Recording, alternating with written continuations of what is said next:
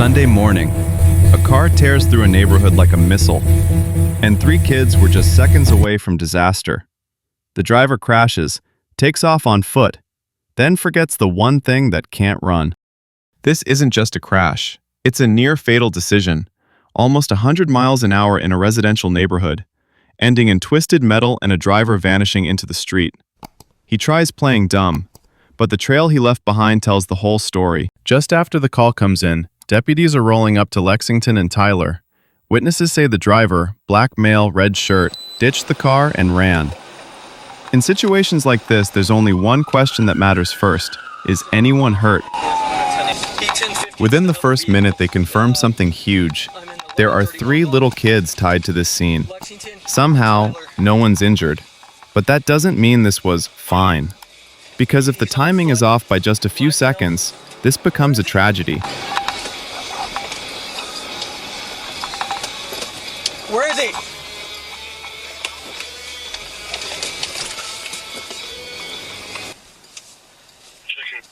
AHA 9712, and I have not located the guy.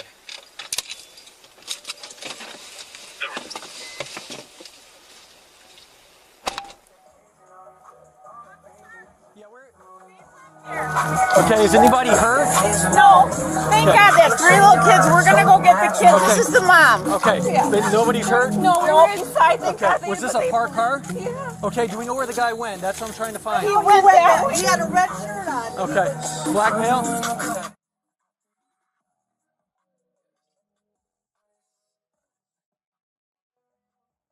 Last seen west on Lexington between Tyler and Grant, black male. Now the priority shifts. They've got a hit-and-run driver on foot in a neighborhood with open garages and people inside their homes. That's a safety risk for everyone right now. And then the scariest part starts coming out. What happened before the crash?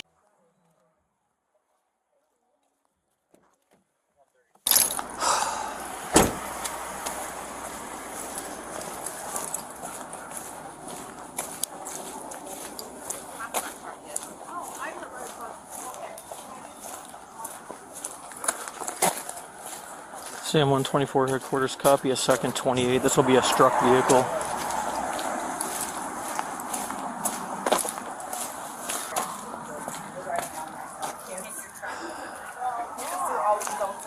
Were there kids outside when this happened? I don't think they were. Okay, is everybody accounted for? Yes. Okay. Okay, who lives here? He does. Okay. Whose vehicle is this one? That's his. Okay. So, if anybody's out and about in the neighborhood, we're still looking for the driver. A deputy had eyes on this car earlier. He lights it up, red and blue's on. But the driver doesn't stop. He floors it. Why no chase? Important framing. This is a residential area. At speeds approaching 100 miles an hour, chasing can get innocent people killed, so they discontinue, not because they're giving up, but because they're choosing public safety. Driving really fast down a state, and I lit him up, and he just took off at 100, so I discontinued, and 100? he had been going at least 100 down the street. Yeah, I saw That'd that. be my guess. I stopped way back there Well, because this is end game, man. There's houses there. You I can don't make know. that turn. I don't know. Can I get your information? Do you have a driver's license or whatever for your vehicle? And then insurance information. It was parked, correct? Okay. Yeah, no, I just got home. Had it parked theirs and get the kids. We're gonna go. So. And I just want to confirm everybody's accounted for. Yeah, we're good. Okay. Alrighty.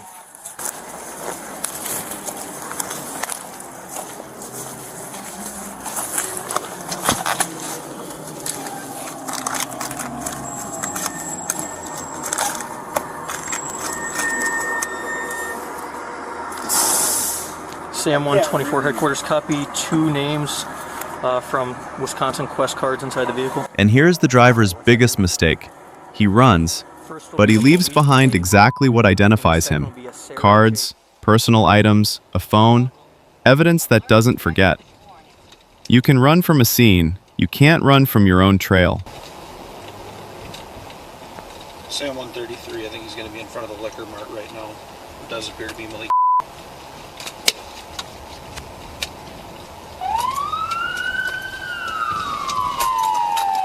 Minutes later, officers spot someone matching the description near a liquor mart, and then you hear it. the moment the foot chase ends. Punchy line, match the arrest command. Stop, turn around, hands behind your back. Malik, you're under arrest. He's taken into custody for fleeing, and he's got outstanding warrants. Warrants.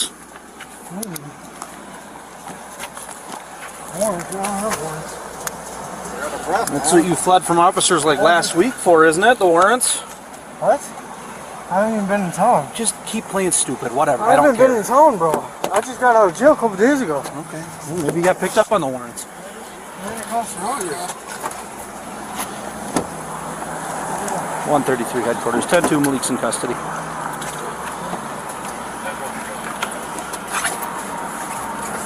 Now comes the routine and the act. Instead of asking if anyone's okay, he goes straight to denial. I don't know anything. I just got out of jail. But denial doesn't work when your stuff is sitting inside the crashed car. Hey, what happened? What's that? What happened?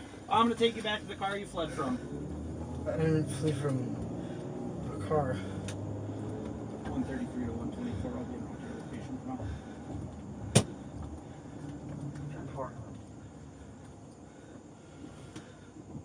I literally just. So I got. Hey, I got warrants from last week. Well, that I don't know. I didn't realize you got picked up on those. Yeah. If you're still in there.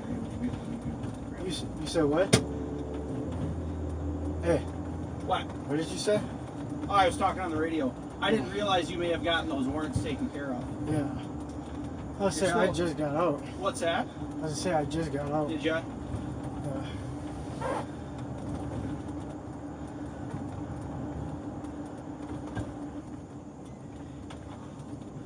Damn. What happened here? The deputy. Like I said, Malik, you can keep playing stupid. Dude, I saw you. I saw you. I tried to pull you over when you were doing probably 50 down, coming to the roundabout. Why Yeah, I got time for you, man. I didn't know if this is a stolen car or not. It could And then I need to know who's going to tow it, unless we just want to have A to Z tow it. Wait, right down. Yep. I'm coming south on State Street by the roundabout by the churches. Okay. All right. And as I'm coming to the intersection, I see this car just flying down, Hamilton? Flying down Hamilton going west. And he comes to the roundabout, and he's almost on two wheels at the roundabout. And he just keeps going. He sees me and just goes. So then I go through the roundabout, light him up. He makes the turn on, Tyler here. And at that point, I have the red and blue lights on. He just guns it. I called out the 1080, and then From here it turns procedural, search, custody, property, but it's not filler. It's the system locking the story down with evidence. Because if he's still denying, those items in the car become the receipts. So these kids had been out not too long before that, so we're lucky that someone didn't get killed. Okay. Go ahead and hop out. I'm going to get a search on you. Turn and face the car. Do you have anything on you I should be concerned about? Anything that would poke me or stick me? So I heard you guys were wondering if it's stolen? I'm not going to talk to you about that right now, being that you're in custody. But if you'd like to talk to us, Well, you know. go ahead. If you'd like to talk to us, we can certainly get your rights read to you before we discuss the case. Yeah, it's my friend Adam. His dad's out of town, so Adam said I could drive it.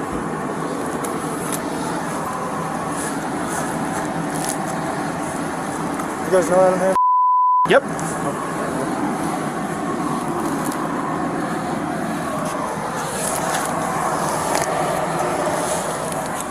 Turn for me. Okay. And then he slips. He tries to explain the car. If you're wondering if it's stolen, it's my buddy Adam's. His dad's out of town. He said I could drive it. What's that? That's the moment denial turns into a narrative. And narratives are where contradictions live. He pivots again. I wasn't running from the officer. I was running across the highway so I wouldn't get hit. What's that? But at this point, it's not about what he says. It's probably going to go into It's about what happened. A crash, a driver fleeing, kids nearby, and a trail of evidence. Now the only question left is accountability. How serious this becomes, and what the consequences look like.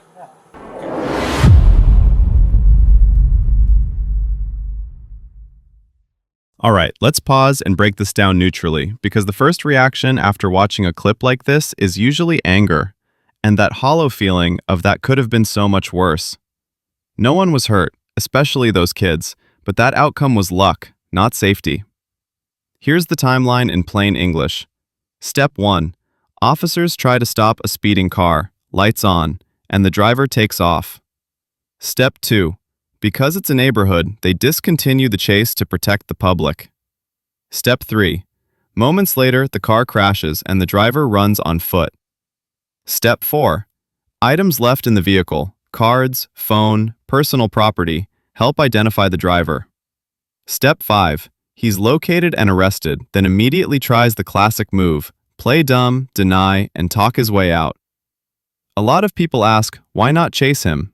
And I get it, because everyone wants the instant ending. But high-speed pursuits in residential neighborhoods are how innocent people get killed.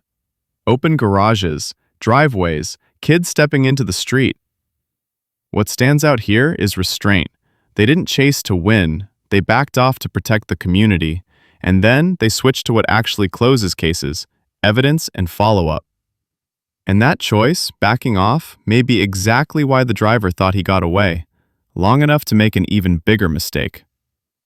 Most people who flee are betting on two things. 1, nobody got a good look, and 2, nobody can tie them to the vehicle. But the car becomes a silent witness. Cards, phone, personal items, that's a fingerprint you can't argue with. You can deny with your mouth, evidence doesn't have to raise its voice. This is a textbook psychological shift. First, I don't know anything, the safest denial. Then, I just got out of jail, a way to control the narrative and lower expectations. And then the slip. It's my buddy's car, trying to pre-answer, is it stolen, while accidentally pulling himself closer to the driver's seat. Once you start telling stories, you create timelines, and timelines can be checked. The most revealing moment is when denial turns into explanation, because that's where contradictions usually show up. I'm not going to pretend we can sentence this from a clip. Charges depend on the jurisdiction, the DA, the record, and the full report. But generally, the risk clusters into 3 buckets. 1. Fleeing or eluding, not stopping when an officer signals you to stop. 2. Leaving the scene or hit and run, crash, then leaving. 3. Reckless endangerment or similar, extreme speed in a residential area where people, especially kids, can be present. The emotional weight here is that nobody got hurt, but the risk was real, and in a lot of cases, the law doesn't ignore risk just because tragedy didn't happen this time. 3 takeaways. No lectures, just reality. Lesson 1, drivers. The first mistake might be fixable. It's the chain of decisions afterward, fleeing, denying, escalating, that turns a bad day into life-changing consequences. Lesson 2, neighbors, witnesses. Witnesses matter. Descriptions matter, direction of travel matters, but don't chase, don't become the next emergency. Observe safely and report what you can. Lesson 3, big picture. Discontinuing a pursuit can be the most responsible choice in a neighborhood.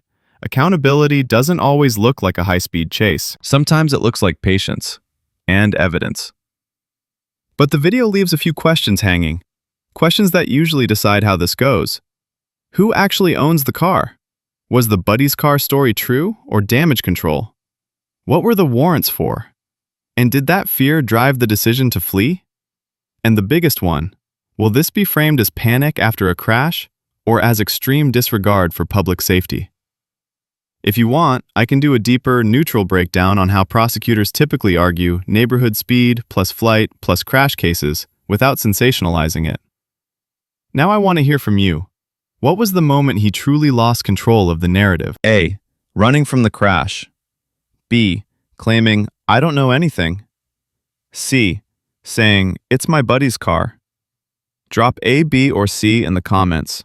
I read them all, and I'll pin a few strong takes. And if you like breakdowns that stay neutral, timeline, evidence, lessons, hit like and subscribe for the next case. Last thing, back to the detail that matters most, those kids. This was a normal morning in a normal neighborhood, and one reckless choice almost rewrote everything. Luck showed up today, but luck is not a safety plan. If you want a follow-up format, either a deeper legal-style breakdown or a top 5 signs someone is playing dumb in a police encounter, comment breakdown. and I'll build the next upload around what you pick. Thanks for watching. Stay safe out there. See you in the next case.